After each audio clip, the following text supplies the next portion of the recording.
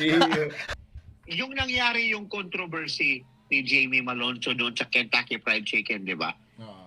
It was San Miguel helped him, went out of his way to explain, ganito, they nurtured him, they considered him family and all that. So isa din yon. So parang, naano din sila, inaano ka namin, inaalaga ka namin, we nurtured you, you know. And not only this, he went through a lower leg surgery, out for 9 months, paid Oo him nga. in full, di ba?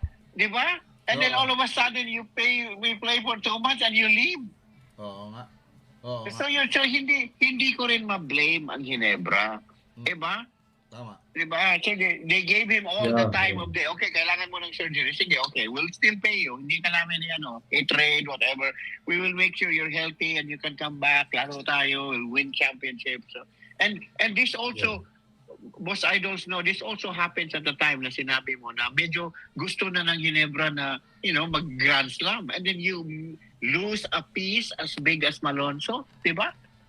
Mm. So yun. So you cannot blame Ginebra din. Okay. Basta ano to, may official statement na ba from Ginebra side na hindi nakapagpaalam talaga to na maayos? Biglaan na lang wala, nagbabay? wala. Wala pa, no? All they did was have Cohn being interviewed and saying na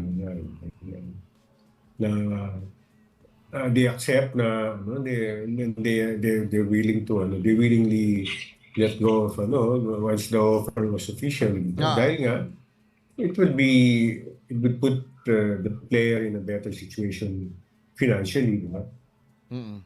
Okay. Ganun lang naman sinabi nila, but yung kung nagpaalam ba o hindi, I don't think they addressed that. Kaya nga. Pero ito na, bago tayo lumipat ng topic, dapat pampalitan